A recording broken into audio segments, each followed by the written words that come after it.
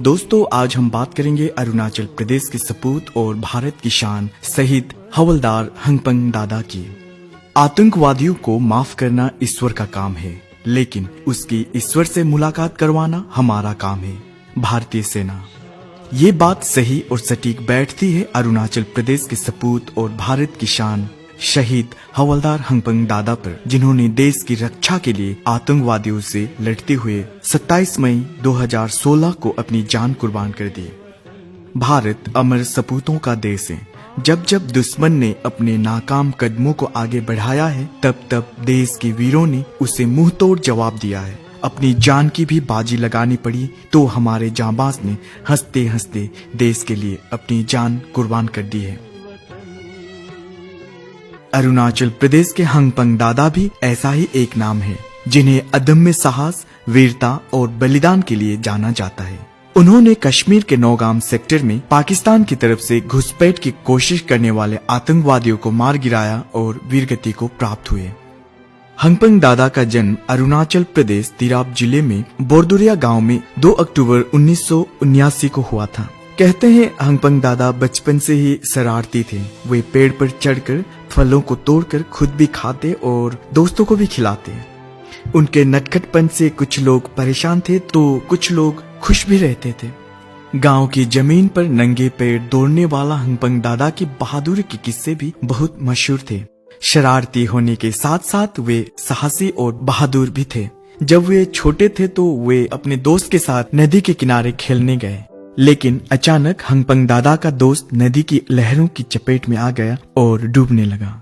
हंगपंग दादा ने अपनी जान की परवाह किए बगैर नदी में छलांग लगा दी और अपने दोस्त की जान बचाई। हंगपंग दादा के इस दोस्त का नाम है सोमहांग लामरा। सोमहांग का कहना है कि अगर आज वो जिंदा हैं तो हंगपंग दादा की वजह से। इस घटना के बाद तो उसके साहस और बहादुरी की चर्चा घर घर में होने लगी। उनके शरारत से परेशान होने वाले लोग भी उसकी तारीफ करने लगे। वे कहने लगे, लड़का बड़ा होकर कुछ करेगा।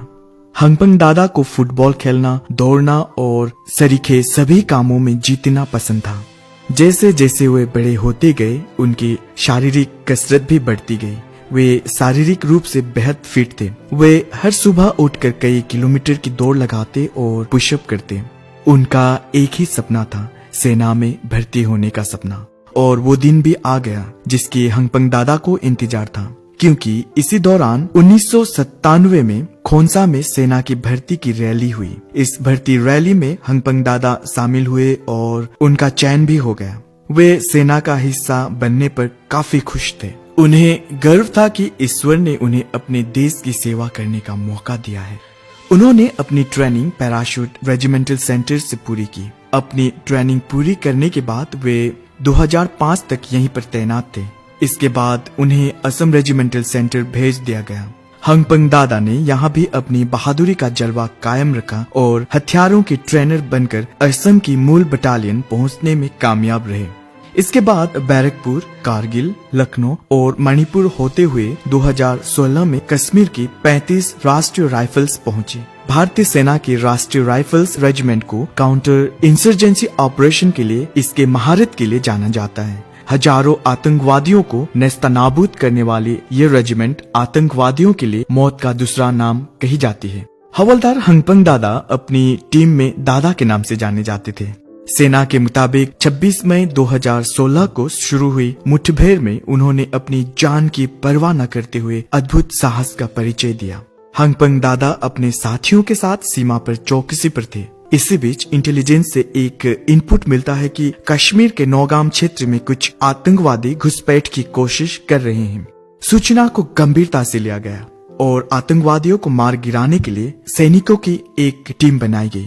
हवलदार हंगपंग दादा को इस टीम का लीडर चुना गया। देर न करते हुए हंगपंग दादा पूरी तैयारी के साथ आतंकवादियों से लोहा लेने के लिए निकल पड़े। आतंकवादी 13,000 फीट की ऊंचाई पर मौजूद थे, इसलिए ये काम आसान नहीं था। मगर हंगपंग दादा पहाड़ पर चढ़ने में माहिर थे, इसलिए उन्हें इस मिशन का लीडर चुना गया था। हंगपंग दादा ने भी अपने अफसरों के भरोसे को कायम रखा और जल्द ही अपने साथियों के साथ ऊंचे पहाड़ पर पहुंच गए। आतंकवादी हंगपंग दादा की टीम से महज कुछ ही दूरी पर थे। पर जल्दबाजी न करते हुए टीम ने सबसे पहले आतंकवादियों के भागने के रास्ते को सील कर दिया। इसी बीच आतंकवादियों को एहसास हो गया कि सैनिक उन तक पहुंच गए। रास्ते सील होने के कारण वे भाग नहीं सकते थे, इसलिए आतंकवादियों ने पत्थरों के पीछे से अंधाधुंध गोलियां बरसानी शुरू कर दी। ऐसे में हंगपंग दादा ने समझदारी दिखाते हुए थोड़ा सा वक्त लिया और आतंकवादियों को चित्त करने के लिए रणनीति तैयार की। रणनीति के तहत हंगपंग दादा को आगे जाना था और उनके साथियों को उन्हें कवर देना था। हंगपंग दादा आगे बढ़े और आतंकवादियों की गोलियों की बौछार के बीच उनके नजदीक पहुंचने में कामयाब हुए। फिर वही हुआ जिसकी सेना को उम्मीद थी। कुछ देर चली इस मुठभेड़ में ही हंगपंग दादा ने 3 आतंकवादियों को मार गिराया और एक को गंभीर रूप से घायल कर दिया, जिसे बाद में हंगपंग दादा के साथियों ने मार गिराया। इस मुठभेड़ के दौरान हंगपंग दादा को भी गोलियां लगी थी। हंगपंग दादा के साथी जब उनके पास पहुंचे तो वे खून से लथपथ थे। वे अपने साथियों के बीच अंतिम सांस ले रहे थे। जीवन की इस आखिरी घड़ी में भी उनकी आंखें चमक रही थी। उन्हें देश के लिए बलिदान होने पर फख्र था और इस तरह हंगपंग दादा ने हमेशा के लिए अपनी आंखें बंद कर ली और शहीद हो गए।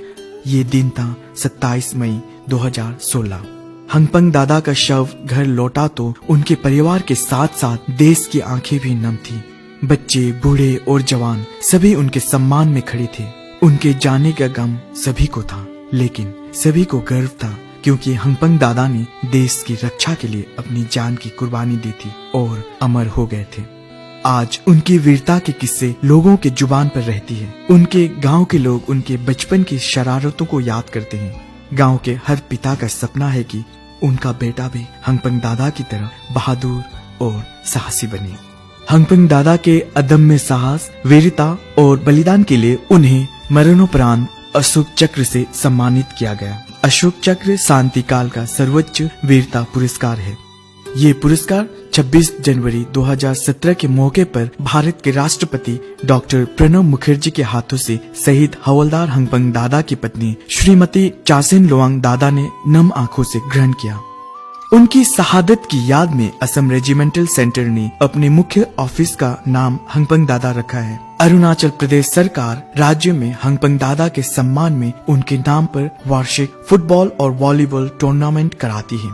उनके सम्मान में उनके गांव में उनका एक स्मारक भी बनाया गया है, जिसमें लिखा है, There is no greater love than to lay down his life for his friends, and I have fought the good fight. I have finished the race, and I have kept the faith.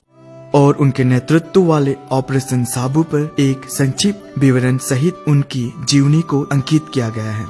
हंगपंग दादा को अरुणाचल सरकार ने राज्य के सर्वोच्च नागरिक पुरस्कार अरुणाचल रत्न से भी सम्मानित किया है। तो ये थी शहीद हवलदार हंगपंग दादा की दास्तां, जो उनकी वीरता, देश प्रेम और निडरता को प्रमाणित करती है। देश पर अपनी जान न्यौछावर कर देने वाले इस अमर सपूत को शत शत नमन। जय हिंद।